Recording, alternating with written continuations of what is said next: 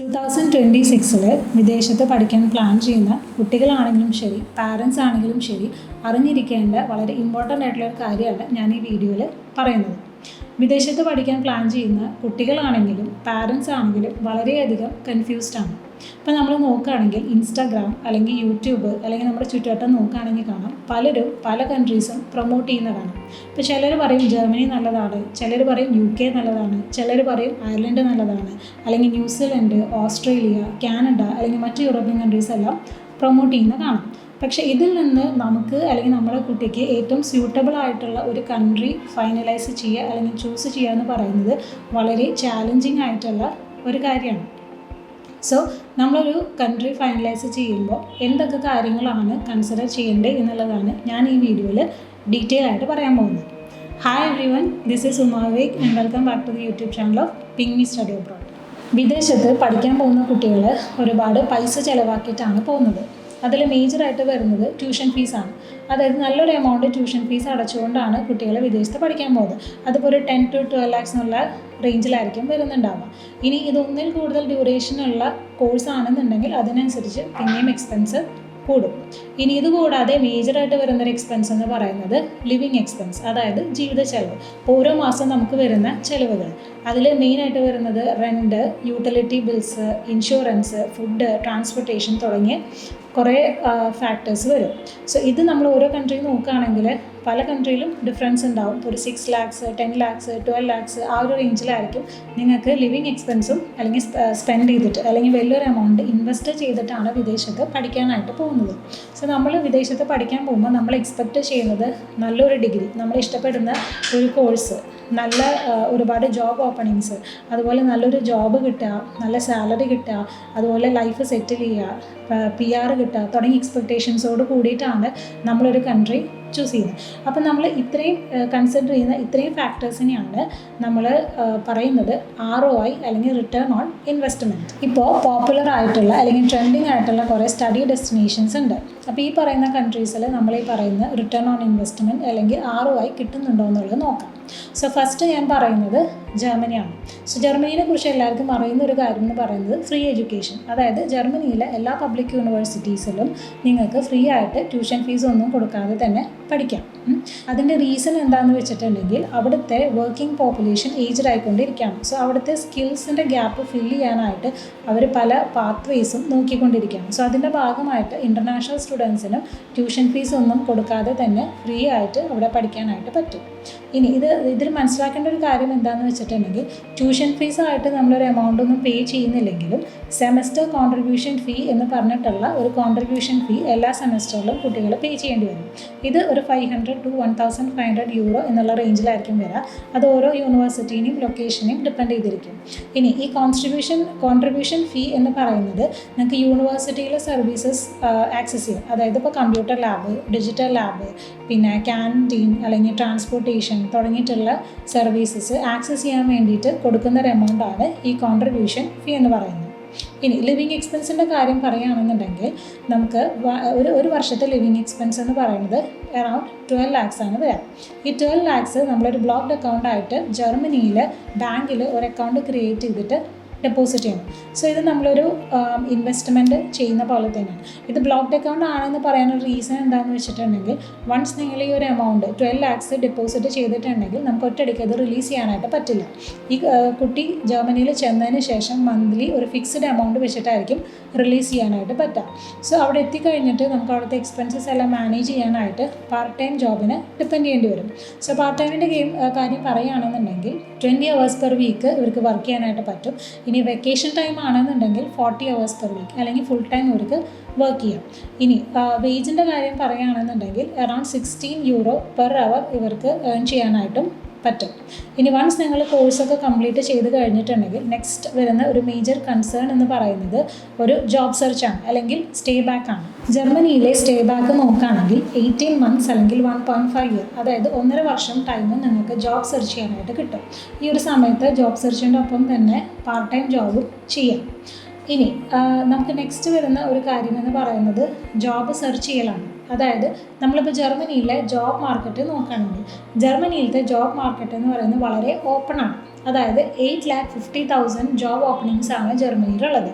ഇതിൻ്റെ റീസൺ എന്താണെന്ന് വെച്ചിട്ടുണ്ടെങ്കിൽ ഞാൻ നേരത്തെ പറഞ്ഞതുപോലെ തന്നെ അവിടുത്തെ വർക്കിംഗ് പോപ്പുലേഷൻ ഏജ്ഡ് ആയിക്കൊണ്ടിരിക്കുകയാണ്. സോ അവിടുത്തെ സ്കിൽ ഗ്യാപ്പ് ഫില്ല് ചെയ്യാനായിട്ട് അവർ പല വഴിയിൽ കൂടെ കാൻഡിഡേറ്റ്സിനെ എത്തിക്കാനായിട്ട് നോക്കുകയാണ്. സോ ഇൻ്റർനാഷണൽ സ്റ്റുഡൻസിന് കോഴ്സ് കംപ്ലീറ്റ് ചെയ്ത് കഴിഞ്ഞാൽ ജോബ് മാർക്കറ്റിലേക്ക് ഒരു ഡയറക്റ്റ് ആക്സസ് കിട്ടും. സോ ഇത് അവിടെ പഠിച്ചിറങ്ങുന്ന കുട്ടികൾക്ക് വളരെ നല്ല ഒരു ഓപ്ഷനാണ്. ഇനി ഏത് ഇൻഡസ്ട്രി നോക്കുകയാണെങ്കിലും, ഫോർ എക്സാമ്പിൾ പറയുകയാണെങ്കിൽ IT, automotive, mechanical engineering, electrical and electronics engineering, hospitality, logistics, finance, banking, അതുപോലെ ഏത് ഫീൽഡ് എടുക്കുകയാണെങ്കിലും, ഇപ്പോൾ ഹെൽത്ത് കെയർ, ഫാർമസ്യൂട്ടിക്കൽ തുടങ്ങിയ ഏത് ഇൻഡസ്ട്രി എടുക്കുകയാണെങ്കിലും ഇഷ്ടം പോലെ ജോബ് ഓപ്പർച്യൂണിറ്റീസ് ആണ്. ഇനി നമുക്ക് സാലറി പൊട്ടൻഷ്യൽ എങ്ങനെയാണെന്ന് നോക്കാം. നിങ്ങളൊരു സ്കിൽഡ് വർക്കർ ആണെന്നുണ്ടെങ്കിൽ ആവറേജ് സാലറി വരുന്നത് 3.5 lakh ആയിരിക്കും. ഇത് ഗ്രോസ് ഇൻകം ആണ്. ഇതിൽ നിന്ന് ടാക്സ് ഡിഡക്ഷൻ, അതുപോലെ ഹെൽത്ത് ഇൻഷുറൻസ്, പെൻഷൻസ് തുടങ്ങിയിട്ടുള്ള ഡിഡക്ഷൻസ് എല്ലാം കഴിഞ്ഞിട്ടുള്ളൊരു എമൗണ്ട് ആയിരിക്കും നിങ്ങളുടെ കയ്യിൽ കിട്ടുന്നുണ്ടാവുക. ഇതെങ്ങനെ പോയാലും ഒരു 2 above വരും. പക്ഷേ ഞാൻ ഈ പറഞ്ഞിട്ടുള്ളത് ഒരു ആവറേജ് സാലറിയാണ്. ഇത് ഒരുപാട് കാര്യങ്ങൾ ഡിപ്പെൻഡ് ചെയ്തിരിക്കും. അതായത് നിങ്ങളുടെ job title, location, skill, expertise, experience, അങ്ങനെ ഒരുപാട് ഫാക്ടേഴ്സിനെ ഡിപ്പെൻഡ് ചെയ്തിട്ടായിരിക്കും നിങ്ങളുടെ സാലറി ഫിക്സ് ചെയ്യുന്നുണ്ടാവും. ഇനി ഇതുകൂടാതെ ഒരു സെപ്പറേറ്റ് വിസ കാറ്റഗറി ഉണ്ട്. EU ബ്ലൂ കാർഡ് എന്ന് പറയുന്ന ഒരു സെപ്പറേറ്റ് വിസ കാറ്റഗറി. ഇത് ഹൈലി സ്കിൽഡ് ആയിട്ടുള്ള എംപ്ലോയീസിന് കൊടുക്കുന്ന വിസയാണ് ഈ EU ബ്ലൂ കാർഡ് എന്ന് പറയുന്നത്. സോ നിങ്ങളൊരു EU ബ്ലൂ കാർഡ് ഹോൾഡർ ആണെന്നുണ്ടെങ്കിൽ നിങ്ങളുടെ ആവറേജ് സാലറി വരുന്നത് 4 lakh ആയിരിക്കും. ഇതിൽ നിന്ന് ഞാൻ നേരത്തെ പറഞ്ഞ പോലെയുള്ള ഡിഡക്ഷൻസ് എല്ലാം കഴിഞ്ഞിട്ടുള്ളൊരു എമൗണ്ട് ആയിരിക്കും നിങ്ങളുടെ കയ്യിൽ കിട്ടുന്നുണ്ടാവുക. ഇതും ഞാൻ പറഞ്ഞതുപോലെ തന്നെ ഒരുപാട് ഫാക്ടേഴ്സിനെ ഡിപ്പെൻഡ് ചെയ്തിരിക്കും. അതായത് നിങ്ങളുടെ company, job, location, skill, experience, expertise തുടങ്ങിയ ഒരുപാട് ഫാക്ടേഴ്സ്, ഇതിനെല്ലാം ഡിപ്പെൻഡ് ചെയ്തിട്ടായിരിക്കും നിങ്ങളുടെ സാലറി ഫിക്സ് ചെയ്യുന്നുണ്ടാവുക. ഇനി വൺസ് നിങ്ങളൊരു ജോബിലൊക്കെ കയറി സെറ്റായി കഴിഞ്ഞിട്ടുണ്ടെങ്കിൽ നെക്സ്റ്റ് വരുന്നൊരു സ്റ്റെപ്പ് എന്ന് പറയുന്നത് പെർമനൻറ്റ് റെസിഡൻസി അല്ലെങ്കിൽ പെർമനൻറ്റ് റെസിഡൻറ്റ് ആവുക എന്നുള്ളതാണ്. സോ നിങ്ങൾ ജർമ്മനിയിൽ ഒരു 5 years കണ്ടിന്യൂസ് ആയിട്ട് വർക്ക് ചെയ്തിട്ടുണ്ടെന്നുണ്ടെങ്കിൽ നിങ്ങൾ PR എലിജിബിലിറ്റി ആവും. അതായത് നിങ്ങൾക്ക് പെർമനൻറ്റ് റെസിഡൻറ്റ് ആവാം. സോ ഓവറോൾ നോക്കുകയാണെന്നുണ്ടെങ്കിൽ ജർമ്മനിയിലെ ഒരു ജോബ് മാർക്കറ്റ് എന്ന് പറയുന്നത് ഒരുപാട് ഓപ്പർച്യൂണിറ്റീസ് ഉള്ളതാണ്. സോ വൺസ് നിങ്ങളൊരു കോഴ്സ് പഠിച്ചിറങ്ങുകയാണെന്നുണ്ടെങ്കിൽ നിങ്ങൾക്ക് ജോബിൽ കയറാനാണെങ്കിലും ലൈഫ് സെറ്റിൽ ചെയ്യാനും കരിയർ ബിൽഡ് ചെയ്യാനായിട്ടും നല്ലൊരു ഓപ്ഷനാണ്. പക്ഷേ ഇതിൽ മനസ്സിലാക്കേണ്ട ഏറ്റവും ഇമ്പോർട്ടൻ്റ് ആയിട്ടുള്ളൊരു കാര്യം എന്ന് പറയുന്നത് ജർമ്മനിയിലെ ഒഫീഷ്യൽ ലാംഗ്വേജ് എന്ന് പറയുന്നത് ജർമ്മനാണ്. സോ നിങ്ങൾക്ക് ഡെയിലി ലൈഫ് മാനേജ് ചെയ്യാനാണെങ്കിലും ശരി, പാർട്ട് ടൈം ജോബിനാണെങ്കിലും അല്ലെങ്കിൽ ഒരു ജോബ് അപ്ലൈ ചെയ്യാനാണെങ്കിലും ഒരു കമ്പനിയിൽ കയറുമ്പോഴാണെങ്കിലും എല്ലാം നിങ്ങൾക്ക് ജർമ്മൻ ലാംഗ്വേജ് ഇല്ലാതെ മാനേജ് ചെയ്യാനായിട്ട് പറ്റില്ല. സോ നിങ്ങൾ ജർമ്മനി ഒരു ഓപ്ഷനായിട്ട് എടുക്കുകയാണെങ്കിൽ ഇത്രയും ഓപ്പർച്യൂണിറ്റീസ് നിങ്ങൾക്ക് എടുക്കണം എന്നുണ്ടെങ്കിൽ നിങ്ങൾ നിർബന്ധമായിട്ടും അറിഞ്ഞിരിക്കേണ്ട ഒരു കാര്യമാണ്, പഠിച്ചിരിക്കേണ്ട കാര്യമാണ് ജർമ്മൻ ലാംഗ്വേജ് എന്ന് പറയുന്നത്. സോ ജർമ്മൻ ലാംഗ്വേജ് ഉണ്ടെങ്കിൽ നിങ്ങൾക്ക് ഞാൻ ഈ പറഞ്ഞ സ്റ്റെപ്പുകളെല്ലാം വളരെ ഈസി ആയിട്ടും സ്മൂത്തായിട്ടും കടന്നു പോകാനായിട്ട് പറ്റും. അതല്ലാന്നുണ്ടെങ്കിൽ നിങ്ങൾക്ക് വളരെയധികം ബുദ്ധിമുട്ടായിരിക്കും. സോ നിങ്ങൾ ജർമ്മനി ഒരു ഓപ്ഷനായിട്ട് എടുക്കുകയാണെങ്കിൽ, ജർമ്മനി എന്തുകൊണ്ടും ഒരു നല്ല ഓപ്ഷനാണ്. ഇനി ജർമ്മനി നിങ്ങളൊരു ഓപ്ഷനായിട്ട് എടുക്കുന്നുണ്ടെന്നുണ്ടെങ്കിൽ ജർമ്മൻ ലാംഗ്വേജ് നിർബന്ധമായിട്ടും പഠിക്കുക. നെക്സ്റ്റ് പോപ്പുലർ ഡെസ്റ്റിനേഷൻ എന്ന് പറയുന്നത് UK ആണ്. ഇപ്പോൾ ഞാൻ ജർമ്മനീനെ കുറിച്ച് പറഞ്ഞ പോലെ തന്നെ നിങ്ങൾക്ക് UK കുറിച്ചും കുറേ കാര്യങ്ങളൊക്കെ അറിയുന്നുണ്ടാവാം. UK എന്ന് പറയുന്നത് ഒരു ഇംഗ്ലീഷ് സ്പീക്കിംഗ് കൺട്രിയാണ്. അവിടെയും ഒരുപാട് വേൾഡ് ക്ലാസ് റാങ്കിങ് ഉള്ള റെപ്യൂട്ടഡ് ആയിട്ടുള്ള യൂണിവേഴ്സിറ്റീസ് ഉണ്ട്. ഇനി മിക്കവാറും ഇപ്പോൾ നമ്മൾ യൂണിവേഴ്സിറ്റീസിൻ്റെ ഒരു ട്യൂഷൻ ഫീസ് നോക്കുകയാണെങ്കിൽ 10 to 12 lakhs per year എന്നുള്ള റേഞ്ചിലായിരിക്കും ഉണ്ടാവാം. ഇതിൽ കൂടാം കുറയാം. ഇനി മിക്കവാറും യൂണിവേഴ്സിറ്റീസ് എല്ലാം തന്നെ കുട്ടികൾക്ക് സ്കോളർഷിപ്സ് പ്രൊവൈഡ് ചെയ്യുന്നുണ്ട്. സോ ഇത് ചെറിയ രീതിയിൽ അവരെ ബെനിഫിറ്റ് ചെയ്യും. ഇനി ഇത് കൂടാതെ മറ്റൊരു ബെനിഫിറ്റ് എന്ന് പറയുന്നത് മിക്കവാറും യൂണിവേഴ്സിറ്റീസ് എല്ലാം IELTS പോലെയുള്ള ലാംഗ്വേജ് പ്രൊഫിഷ്യൻസി സർട്ടിഫിക്കറ്റ്സ് എല്ലാം വേവ് ഓഫ് ചെയ്തിട്ട് അവരുടെ 12th ഇംഗ്ലീഷ് സ്കോറിനെ ബേസ് ചെയ്തിട്ട് അഡ്മിഷൻ കൊടുക്കും. സോ ഇങ്ങനെ നോക്കുമ്പോൾ കുട്ടികൾക്ക് അഡ്മിഷൻ കിട്ടുക എന്ന് പറയുന്നത് വളരെ ഈസിയാണ്. ഇനി ഇത് കൂടാതെ മറ്റൊരു ഗുണമെന്ന് പറയുന്നത് സ്റ്റുഡൻസിന് വിത്ത് ഫാമിലി മൈഗ്രേറ്റ് ചെയ്യാനായിട്ട് പറ്റും. സോ ഇങ്ങനെ കുറേ ബെനിഫിറ്റ്സ് ഉള്ളതുകൊണ്ട് തന്നെ കഴിഞ്ഞ കുറച്ച് വർഷങ്ങളിൽ ഒരുപാട് കുട്ടികൾ വിത്ത് ഫാമിലി മൈഗ്രേറ്റ് ചെയ്തിട്ടുണ്ട്. സോ ഒരുപാട് പേര് ഇങ്ങനെ മൈഗ്രേറ്റ് ചെയ്യുന്നത് കൊണ്ട് തന്നെ അവിടുത്തെ ഇമിഗ്രേഷൻ ലോയിൽ ഒരുപാട് ചേഞ്ചസ് വന്നു. കുറേ പോളിസീസ് അവർ ഇംപ്ലിമെൻറ്റ് ചെയ്തു. ഇതിൻ്റെ ഭാഗമായിട്ട് വന്നിട്ടുള്ള കുറച്ച് ഇഷ്യൂസ് എന്താണെന്നുള്ളത് നമുക്ക് നോക്കാം. നമ്മൾ പറഞ്ഞു, നമ്മളിപ്പോൾ ഒരു സ്റ്റുഡൻറ്റ് വിദേശത്ത് പഠിക്കാൻ പോകുമ്പോൾ ഏറ്റവും വരുന്ന എക്സ്പെൻസുകൾ എന്ന് പറയുന്നത് ട്യൂഷൻ ഫീസും ലിവിങ് എക്സ്പെൻസാണ്. ഇപ്പോൾ ലിവിങ് എക്സ്പെൻസിൽ തന്നെ ഏറ്റവും ഇമ്പോർട്ടൻ്റ് ആയിട്ട് വരുന്നതാണ് അക്കോമഡേഷൻ. സോ ഇപ്പോൾ ഇത്രയധികം ആൾക്കാർ മൈഗ്രേറ്റ് ചെയ്തത് കൊണ്ട് തന്നെ ഇപ്പോൾ നമുക്ക് ഒരു അപ്പാർട്ട്മെൻറ്റിൽ റെൻ്റ് എടുക്കുക എന്ന് പറയുന്നത് റെൻറ്റിന് എടുക്കുക എന്ന് പറയുമ്പോൾ വളരെ എക്സ്പെൻസീവാണ്. സോ കുട്ടികളെ സംബന്ധിച്ചിടത്തോളം ഒരു അപ്പാർട്ട്മെൻറ്റ് റെൻ്റ് എടുക്കുക എന്ന് പറയുന്നത് വളരെ എക്സ്പെൻസീവ് ആയിട്ടുള്ളൊരു കാര്യമാണ്. ഇനി നമ്മൾ പാർട്ട് ടൈം ജോബിൻ്റെ കാര്യം പറയുകയാണെന്നുണ്ടെങ്കിൽ ജർമ്മനിയിലെ പോലെ തന്നെ 20 hours per വീക്കും പിന്നെ വെക്കേഷൻ ടൈമിൽ 40 hours ഫുൾ ടൈമും അവർക്ക് ജോബ് ചെയ്യും. പക്ഷേ ഞാൻ ഈ പറഞ്ഞ പോലെ ഇത്രയധികം മൈഗ്രേഷൻ സംഭവിച്ചതുകൊണ്ട് തന്നെ കുട്ടികൾക്ക് ഒരു പാർട്ട് ടൈം ജോബ് കണ്ടുപിടിക്കുക എന്ന് പറയുന്നത് വളരെ ഡിഫിക്കൽട്ടായിട്ടുള്ളൊരു കാര്യമാണ്. ഇനി പാർട്ട് ടൈം ജോബ് മാത്രമല്ല, വൺസ് കോഴ്സ് കംപ്ലീറ്റ് ചെയ്ത് കഴിഞ്ഞ് ഒരു ജോബ് സെർച്ച് ചെയ്യുമ്പോൾ അല്ലെങ്കിൽ ഒരു കമ്പനിയിൽ നമ്മൾ ജോബിന് അപ്ലൈ ചെയ്യുമ്പോൾ ജോബ് കിട്ടാനുമുള്ള ചാൻസ് വളരെയധികം കുറവാണ്. പക്ഷേ വളരെ ബുദ്ധിമുട്ടാണ് കുട്ടികൾക്ക് കണ്ടുപിടിക്കാനായിട്ട്. ഇനി മറ്റൊരു റീസൺ എന്താണെന്ന് വെച്ചിട്ടുണ്ടെങ്കിൽ ഈ മൈഗ്രേഷൻ വളരെ കൂടിയത് കൊണ്ട് തന്നെ മിക്ക എംപ്ലോയേഴ്സിനും ഫോറിനേഴ്സിനെ ഹയർ ചെയ്യാനുള്ള ബേസിക് സാലറിയുടെ റേഞ്ച് കൂട്ടി.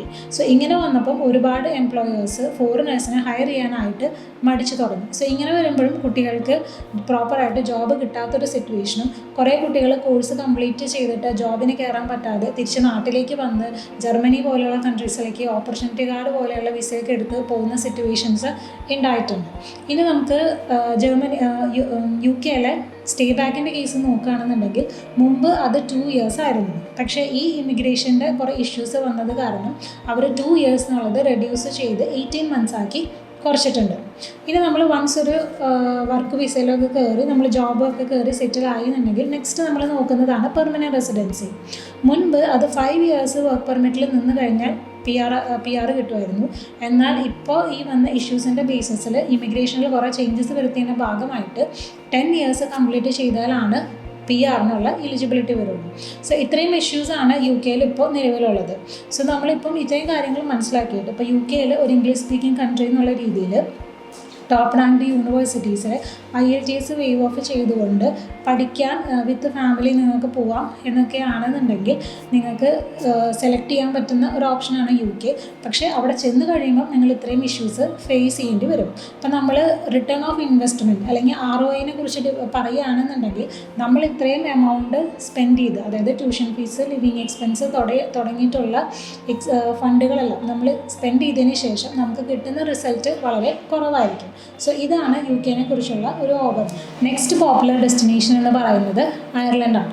സോ അയർലൻഡും നിങ്ങൾക്ക് കുറേ കാര്യങ്ങളൊക്കെ അറിയുന്നുണ്ടാവും. UK പോലെ തന്നെ ഒരു ഇംഗ്ലീഷ് സ്പീക്കിംഗ് കൺട്രിയാണ് അയർലൻഡ്. അതേപോലെ UK-യുടെ നെയ്ബർ കൺട്രിയാണ് അയർലൻഡ്. ഇനി അയർലൻഡിലും UK-ലെ പോലെ തന്നെ ഒരുപാട് വേൾഡ് റാങ്കിങ് ഉള്ള യൂണിവേഴ്സിറ്റീസും ടോപ്പ് റാങ്ക്ഡ് ആയിട്ടുള്ള പ്രോഗ്രാംസും എല്ലാം ഉണ്ട്. ഇനി UK-ലെ പോലെ തന്നെ അയർലൻഡിലും മിക്ക യൂണിവേഴ്സിറ്റീസും കുട്ടികൾക്ക് മെറിറ്റ് ബേസ്ഡ് ആയിട്ടുള്ള സ്കോളർഷിപ്സ് കൊടുക്കുന്നുണ്ട്. സോ അയർലൻഡ് എന്ന് പറയുന്നത് ഒരു IT ആൻഡ് ഫാർമസ്യൂട്ടിക്കൽ ഹബ്ബാണ്. ഇനി നമ്മൾ ട്യൂഷൻ ഫീസിൻ്റെ കാര്യം നോക്കുകയാണെങ്കിൽ ഒരു 10 to 12 lakhs per year എന്നുള്ള റേഞ്ചിലായിരിക്കും ഫീസ് വരുന്നുണ്ടാവും. ഇനി ഇത് നിങ്ങൾ പഠിക്കുന്ന യൂണിവേഴ്സിറ്റി, പഠിക്കുന്ന പ്രോഗ്രാം, ലൊക്കേഷൻ തുടങ്ങിയ കാര്യങ്ങൾ ഡിപ്പെൻഡ് ചെയ്തിട്ടിരിക്കും നിങ്ങളുടെ ട്യൂഷൻ ഫീസ്. ഇനി നിങ്ങൾ പാർട്ട് ടൈം ജോബിൻ്റെ കാര്യം നോക്കുകയാണെന്നുണ്ടെങ്കിൽ 20 hours per week part time ചെയ്യാം. ഇനി വെക്കേഷൻ ടൈം ആണെന്നുണ്ടെങ്കിൽ 40 hours per weekഉം പാർട്ട് ടൈം 40 hours per weekഉം വർക്ക് ചെയ്യാനായിട്ട് പറ്റും. ഇനി സ്റ്റേ ബാക്കിൻ്റെ കേസ് നോക്കുകയാണെന്നുണ്ടെങ്കിൽ ബാച്ചിലേഴ്സ് ഡിഗ്രി കംപ്ലീറ്റ് ചെയ്തവർക്ക് 1 yearൻ്റെ സ്റ്റേ ബാക്കും മാസ്റ്റേഴ്സ് ആണെന്നുണ്ടെങ്കിൽ 2 yearsൻ്റെ സ്റ്റേ ബാക്കും കിട്ടും. UK-നെ സംബന്ധിച്ച് ഉള്ളൊരു പ്രശ്നം എന്താണെന്ന് വെച്ചിട്ടുണ്ടെങ്കിൽ അയർലൻഡിൽ വിത്ത് ഫാമിലീനെ കൊണ്ടുപോകാനായിട്ട് പറ്റില്ല. വൺസ് നിങ്ങൾ വർക്ക് വിസയിലായതിനു ശേഷം മാത്രമാണ് ഫാമിലീനെ കൊണ്ടുപോകാനായിട്ട് പറ്റുന്നത്. ഇനി വരുന്ന മറ്റൊരു കാര്യങ്ങൾ എന്താണെന്ന് വെച്ചിട്ടുണ്ടെങ്കിൽ അയർലൻഡിലെ ജോബ് ഇൻഡസ്ട്രി നോക്കുകയാണെന്നുണ്ടെങ്കിൽ വളരെ സെലക്റ്റീവാണ്. അതായത് IT ആൻഡ് ഫാർമസ്യൂട്ടിക്കൽ പോലെയുള്ള ജോബ് ഇൻഡസ്ട്രീസിലാണ് ഓപ്പൺ ആയിട്ടുള്ളത്. സോ നിങ്ങൾ IT അല്ലെങ്കിൽ ഫാർമസ്യൂട്ടിക്കൽ ഇൻഡസ്ട്രിയിൽ വരുന്നവരാണെന്നുണ്ടെങ്കിൽ നിങ്ങൾക്ക് ഇഷ്ടംപോലെ ജോബ് ഓപ്പർച്യൂണിറ്റീസ് ഉണ്ടാവും. അതല്ല എന്നുണ്ടെങ്കിൽ ജോബ് കണ്ടുപിടിക്കുന്നത് കുറച്ച് ബുദ്ധിമുട്ടായിരിക്കും. അയർലൻഡിലെ വർക്ക് പെർമിറ്റ് നോക്കുകയാണെന്നുണ്ടെങ്കിൽ ജനറൽ വർക്ക് പെർമിറ്റും ഉണ്ട്, ഗ്രീൻ കാർഡും ഉണ്ട്. ഇതിൽ ഗ്രീൻ കാർഡ് എന്ന് പറയുന്നത് സ്കിൽഡ് ഷോർട്ടേജ് ഒക്യുപ്പേഷൻ ലിസ്റ്റിൽ വരുന്നവർക്കാണ് ഈ ഗ്രീൻ കാർഡ് കൊടുക്കുന്നത്. ഇനി ഗ്രീൻ കാർഡിൻ്റെ പ്രത്യേകത എന്താണെന്ന് വെച്ചിട്ടുണ്ടെങ്കിൽ സാലറി ഭയങ്കര കൂടുതലായിരിക്കും. അതേപോലെ വിത്തിൻ 2 ഇയേഴ്സ് കംപ്ലീറ്റ് ചെയ്തിട്ടുണ്ടെങ്കിൽ നിങ്ങൾക്ക് പെർമനൻറ്റ് റെസിഡൻസി കിട്ടും. അതേസമയം ജനറൽ വർക്ക് പെർമിറ്റ് ആണെന്നുണ്ടെങ്കിൽ ഗ്രീൻ കാർഡിനെക്കാട്ടും സാലറി കുറവായിരിക്കും. അതേപോലെ 5 ഇയേഴ്സ് ഉണ്ടെങ്കിൽ മാത്രമാണ് പെർമനൻറ്റ് റെസിഡൻസി കിട്ടുന്നത്. സോ ഇത്രയൊക്കെയാണ് അയർലൻഡിനെ കുറിച്ചുള്ള ഡീറ്റെയിൽസ്. സോ ഇപ്പോൾ നിങ്ങൾക്ക് IT അല്ലെങ്കിൽ ഫാർമസ്യൂട്ടിക്കൽ പോലെയുള്ള സ്ട്രീമിലാണ് നിങ്ങളുടെ എഡ്യൂക്കേഷൻ അല്ലെങ്കിൽ എക്സ്പീരിയൻസ് വരുന്നത് എന്നുണ്ടെങ്കിൽ നിങ്ങൾക്ക് തീർച്ചയായിട്ടും അയർലൻഡ് ചൂസ് ചെയ്യാം. അതല്ലാന്നുണ്ടെങ്കിൽ മറ്റ് സ്ട്രീമിൽ വരുന്നവരാണെന്നുണ്ടെങ്കിൽ അയർലൻഡിൽ ജോബ് ഇൻഡസ്ട്രി എന്ന് പറയുന്നത് വളരെ സെലക്റ്റീവ് ആണ്. സോ ജോബ് കണ്ടുപിടിക്കുക എന്ന് പറയുന്നത് വളരെ ബുദ്ധിമുട്ടുള്ളൊരു കാര്യമായിരിക്കും. ഇനി ഇതുകൂടാതെ ഇഷ്ടംപോലെ വേറെയും കൺട്രീസ് വരുന്നുണ്ട്. അതായത് ന്യൂസിലാൻഡ്, ഓസ്ട്രേലിയ, കാനഡ, USA, അതുപോലെ മറ്റ് യൂറോപ്യൻ കൺട്രീസ്. ഇതിലിപ്പോൾ നമ്മൾ ന്യൂസിലൻഡ് പോലെ ഒരു കൺട്രി എടുക്കുകയാണെന്നുണ്ടെങ്കിൽ വളരെ സെലക്റ്റീവ് ആയിട്ടുള്ള, ഇതുപോലെ അയർലൻഡ് പോലെ തന്നെ വളരെ സെലക്റ്റീവ് ആയിട്ടുള്ള ഒരു ജോബ് ഇൻഡസ്ട്രിയാണ്. സോ അവിടെ നിങ്ങൾക്ക് ഇതുപോലെ എല്ലാ സ്ട്രീമിലുള്ളവർക്കും ജോബ് ഓപ്പണിങ്സ് ഉണ്ടാവില്ല. പിന്നെ അത്യാവശ്യം എക്സ്പെൻസീവ് ആയിട്ടുള്ളൊരു കൺട്രിയാണ് ന്യൂസിലൻഡ്. ഇനി ഓസ്ട്രേലിയയിലെ കേസ് എടുക്കുകയാണെന്നുണ്ടെങ്കിൽ ഓസ്ട്രേലിയ വളരെ എക്സ്പെൻസീവ് ആയിട്ടുള്ളൊരു കൺട്രിയാണ്. അത് നിങ്ങൾക്ക് ഓരോരുത്തർക്കും അറിയുന്ന കാര്യമായിരിക്കും. വളരെ എക്സ്പെൻസീവ് ആണ്. ട്യൂഷൻ ഫീസിൻ്റെ കാര്യത്തിലാണെങ്കിലും ശരി, ലിവിങ് എക്സ്പെൻസിൻ്റെ കാര്യത്തിലാണെങ്കിലും ശരി, വളരെ എക്സ്പെൻസീവ് ആണ്. അതേപോലെ സ്റ്റുഡൻസിന് കിട്ടുന്ന വിസ എന്ന് പറയുന്നത് വിസ സക്സസ് റേറ്റ് വളരെ കുറവാണ്. ഓരോ വർഷം കഴിയുമ്പോഴും ഓസ്ട്രേലിയൻ ഇമിഗ്രേഷൻ ഡിപ്പാർട്ട്മെൻറ്റ് അവരുടെ ക്യാപ്പ്, അതായത് number of international students travelling to അല്ലെങ്കിൽ സ്റ്റഡിങ് ഇൻ ഓസ്ട്രേലിയ നമ്പർ കുറച്ച് വരാണ്. ആ ക്യാപ്പ് കുറച്ച് വരാണ്.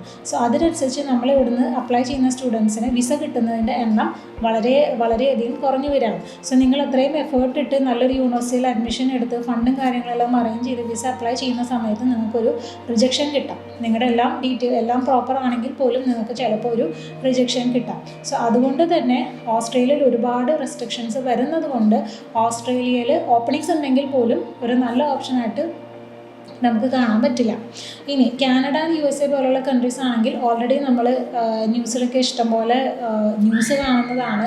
ഒരുപാട് ഇമിഗ്രേഷൻ ഇഷ്യൂസ് ഉണ്ട്. ഇപ്പോൾ USA ആണെങ്കിലും കോഴ്സ് കംപ്ലീറ്റ് ചെയ്യാനും ജോബ് കിട്ടാനും ഇവിടുന്ന് വിസ അപ്പോയിൻമെൻറ്റ് കിട്ടുക, അതുപോലെ വിസ റിജക്ഷൻസ് വളരെ കൂടുതലാണ് തുടങ്ങി ഒരുപാട് ഇഷ്യൂസ് ഫേസ് ചെയ്യുന്നത് കൊണ്ട് തന്നെ കാനഡയിലാണെങ്കിലും USA മൈഗ്രേഷൻ വളരെ കുറവാണ്. ഇനി ബാക്കി യൂറോപ്യൻ കൺട്രീസ് എടുക്കുകയാണെങ്കിൽ ഇപ്പോൾ അതിൽ തന്നെ അത്യാവശ്യം സ്ട്രോങ് ഇക്കോണമിയുള്ള സ്വീഡൻ, നെതർലാൻഡ്സ്, ഫ്രാൻസ് പോലുള്ള കൺട്രീസ്, അതല്ലാണ്ട് കുറച്ചും കൂടെ അഫോർഡബിൾ ആയിട്ടുള്ള ഇപ്പോൾ ലാറ്റ്വിയ, ലിത്വാനിയ, സ്ലോവേക്കിയ, മാൾട്ട തുടങ്ങിയ കൺട്രീസ്, അങ്ങനെ ഒരുപാട് കൺട്രീസ് വരുന്നുണ്ട്. സോ ഇതിൽ സ്വീഡൻ, നെതർലാൻഡ്സ്, ഫ്രാൻസ് പോലുള്ള കൺട്രീസൊക്കെ വരികയാണെങ്കിൽ അത്യാവശ്യം എക്സ്പെൻസീവ് ആണ്. അതേപോലെ എല്ലാ ഇൻഡസ്ട്രീസിലും നമുക്ക് ജോബ് ഓപ്പണിങ്സ് ഉണ്ട് എന്ന് പറയാനായിട്ട് പറ്റില്ല. ഇനി നമ്മൾ അഫോർഡബിൾ ആയിട്ട് പറഞ്ഞിട്ടുള്ള കൺട്രീസ് എടുക്കുകയാണെങ്കിൽ, അതായത് ലാറ്റ്വിയ, ലിത്വാനിയ ഉള്ള കൺട്രീസൊക്കെ ആണെങ്കിൽ നിങ്ങൾക്ക് പഠിക്കാനായിട്ട് വളരെ അഫോർഡബിൾ ആയിരിക്കും. പക്ഷേ ഈ പറഞ്ഞ ജോബ് ഓപ്പണിങ്സ് എല്ലാ ഇൻഡസ്ട്രീസിലും ഉണ്ടായിക്കൊള്ളണമെന്നില്ല. അതുപോലെ ജോബ് കിട്ടുക എന്ന് പറയുന്നതും വളരെ ഈസി ആയിക്കൊള്ളണമെന്നില്ല. പിന്നെ മറ്റൊരു പ്രോബ്ലം, ഈ യൂറോപ്യൻ കൺട്രീസിൽ വരുന്ന മറ്റൊരു മെയിൻ പ്രോബ്ലം എന്ന് പറയുന്നത് അതായത് ലാംഗ്വേജ് പ്രൊഫിഷ്യൻസിയാണ്. കാരണം ഈ ഓരോ യൂറോപ്യൻ കൺട്രിയിലും അതിൻ്റേതായിട്ടുള്ള ഒരു ഒഫീഷ്യൽ ലാംഗ്വേജ് ഉണ്ട്. സോ ഈ ലാംഗ്വേജ് നിങ്ങൾക്ക് അറിയാം. ജർമ്മനിയിൽ ജർമ്മൻ അറിയണം എന്ന് പറയുന്നത് പോലെ തന്നെ നിങ്ങൾക്ക് അവിടുത്തെ ഒഫീഷ്യൽ ലാംഗ്വേജ് അറിയുന്നുണ്ടെങ്കിൽ മാത്രമാണ് ഡെയിലി ലൈഫ് ആണെങ്കിലും പാർട്ട് ടൈം ജോബ് ആണെങ്കിലും ഇനി ഒരു ഫുൾ ടൈം ജോബിലേക്ക് കയറുമ്പോഴാണെങ്കിലും നിങ്ങൾക്ക് മാനേജ് ചെയ്യാനായിട്ട് പറ്റുക. സോ ലാംഗ്വേജ് അറിയില്ല എന്നുണ്ടെങ്കിൽ നിങ്ങൾക്ക് മാനേജ് ചെയ്ത് പോകാനും അവിടെ സെറ്റിൽ ആവാനും വളരെ ബുദ്ധിമുട്ടായിരിക്കും. സോ ഇത്രയാണ് ഓവറോൾ എല്ലാ കൺട്രീസിനെ കുറിച്ചും എനിക്ക് പറയാനുള്ളത്. അപ്പോൾ ഇത്രയും നമ്മൾ നോക്കിയിട്ട് ഇത്രയും കൺട്രീസ് പറഞ്ഞതിൽ ഏറ്റവും ബെസ്റ്റ് ഓപ്ഷൻ എന്ന് പറയുന്നത് ജർമ്മനിയാണ്. ഇപ്പോൾ ഏത് ഇൻഡസ്ട്രിയിൽ വരുന്നവരാണെങ്കിലും ഏത് പ്രൊഫൈലുള്ള ബാക്ക്ഗ്രൗണ്ട് എക്സ്പീരിയൻസ് ഉള്ള കുട്ടികളാണെങ്കിലും നിങ്ങൾക്ക് ബെറ്റർ ROI കിട്ടുന്ന ഒരു കൺട്രിയാണ് ജർമ്മനി. ഇനി അതല്ല, നിങ്ങൾക്കൊരു ഇംഗ്ലീഷ് സ്പീക്കിംഗ് കൺട്രിയാണ് പ്രിഫർ ചെയ്യുന്നതെന്നുണ്ടെങ്കിൽ, നിങ്ങളുടെ ബാക്ക്ഗ്രൗണ്ട് IT ആൻഡ് ഫാർമസ്യൂട്ടിക്കൽ ഫീൽഡിലാണ് വരുന്നതെന്നുണ്ടെങ്കിൽ നിങ്ങൾക്ക് അയർലൻഡ് ഒരു സെക്കൻഡ് ഓപ്ഷനായിട്ട് കരുതാം. സോ ഈ വീഡിയോ നിങ്ങൾക്ക് യൂസ്ഫുൾ ആയി എന്ന് കരുതുന്നു. ഇഷ്ടപ്പെട്ടു എന്നുണ്ടെങ്കിൽ please like and subscribe. Thank you.